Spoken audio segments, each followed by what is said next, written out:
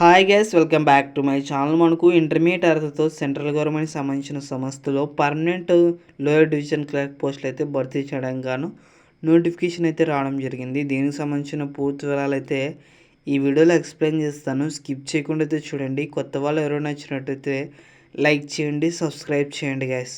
ఇక వీడియోలోకి వెళ్ళినట్టయితే మనకు నోటిఫికేషన్ ఎక్కడి నుంచి వచ్చిందంటే విక్టరీ సెంట్రల్ రీసెర్చ్ సెంటర్ నుంచి అయితే నోటిఫికేషన్ అయితే రావడం జరిగింది అన్నమాట.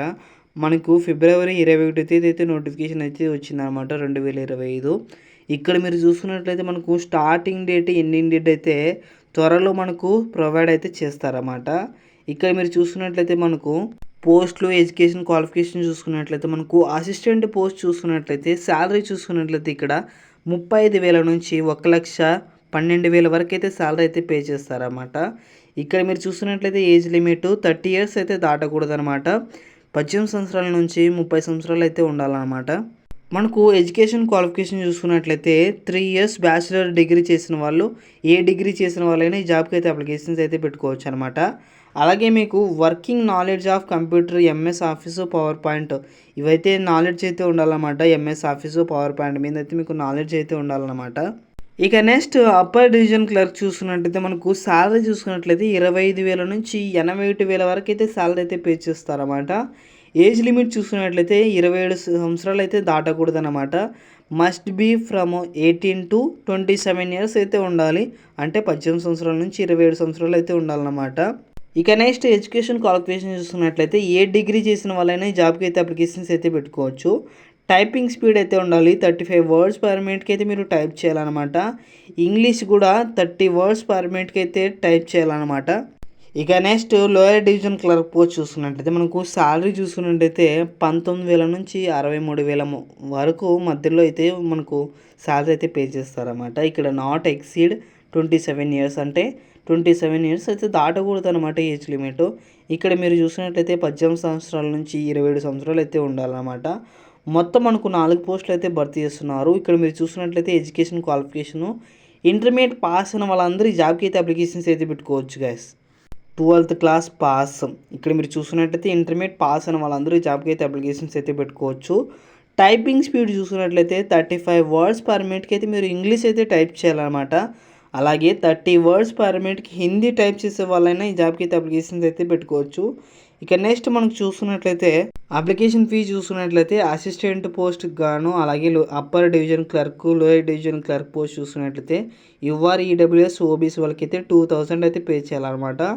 అలాగే SC, ST, women, physical handicapped, ex service వాళ్ళకైతే 1,600 అయితే పే చేయాల్సి ఉంటుందన్నమాట.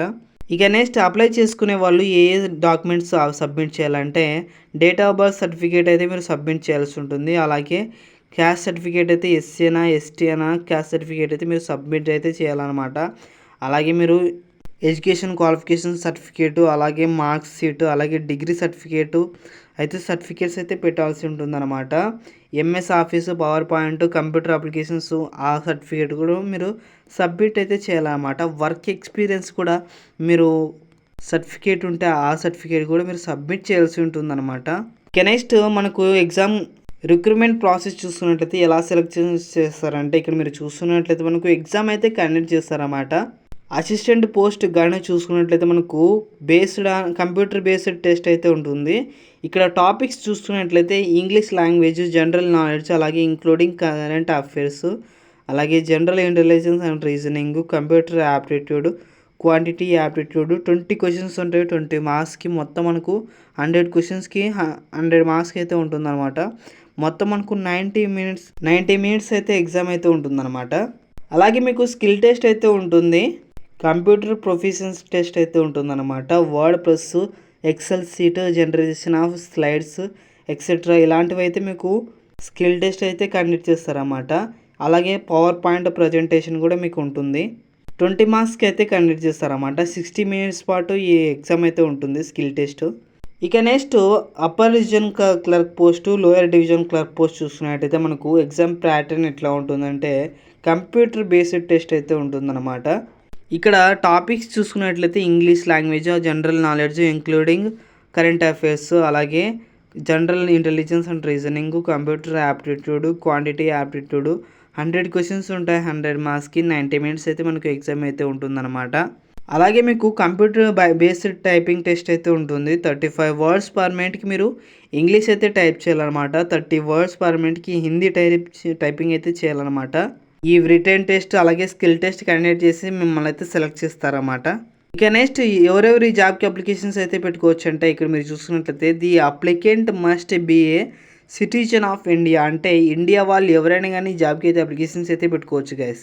మనకు ఏజ్ లిమిట్ చూసుకున్నట్లయితే 18 సంవత్సరాల నుంచి మినిమం మ్యాక్సిమం చూసుకున్నట్లయితే 28 సంవత్సరాల వరకు ఈ జాబ్‌కి అయితే అప్లికేషన్స్ అయితే పెట్టుకోవచ్చు అనమాట. ఏజ్ రిలాక్సేషన్ చూసుకున్నట్లయితే ఎస్టీ వాళ్ళకైతే 5 ఇయర్స్ ఏజ్ రిలాక్సేషన్ అయితే ఉంది. ఓబీసీ వాళ్ళకి 3 ఇయర్స్, అలాగే ఫిజికల్ హ్యాండిక్యాప్డ్ వాళ్ళకైతే 10 ఇయర్స్, ఫిజికల్ హ్యాండిక్యాప్డ్ ఓబీసీ వాళ్ళకైతే 13 ఇయర్స్, ఫిజికల్ హ్యాండిక్యాప్డ్ ఎస్టీ వాళ్ళకైతే 15 ఇయర్స్ అయితే ఏజ్ రిలాక్సేషన్ అయితే ఉందన్నమాట. ఇక నెక్స్ట్ మనకు పోస్టులు ఖాళీలు చూసుకున్నట్లయితే అసిస్టెంట్ పోస్టులు చూసుకున్నట్లయితే 2 పోస్టులు అయితే ఖాళీగా ఉన్నాయన్నమాట. అప్పర్ డివిజన్ క్లర్క్ చూసుకున్నట్లయితే 1 post, lower division clerk post చూసుకున్నట్లయితే 4 పోస్టులు అయితే భర్తీ చేస్తున్నారన్నమాట. మొత్తం మనకు 7 పోస్టులు అయితే భర్తీ చేస్తున్నారు. కాబట్టి డిగ్రీ ఇంటర్మీడియట్ పాస్ అయిన వాళ్ళందరూ జాబ్కి అయితే అప్లికేషన్స్ అయితే పెట్టుకోండి గైస్. దీనికి సంబంధించిన పూర్తి వివరాలు మన వాట్సాప్ ఛానల్లో ఉంటాయి. వాట్సాప్ ఛానల్ లింక్ డిస్క్రిప్షన్లో ఉంటుంది. అందరూ అయితే జాయిన్ అవ్వండి guys. Okay guys, thank you. Like చేయండి, సబ్స్క్రైబ్ చేయండి, షేర్ చేయండి గైస్ అందరికీ.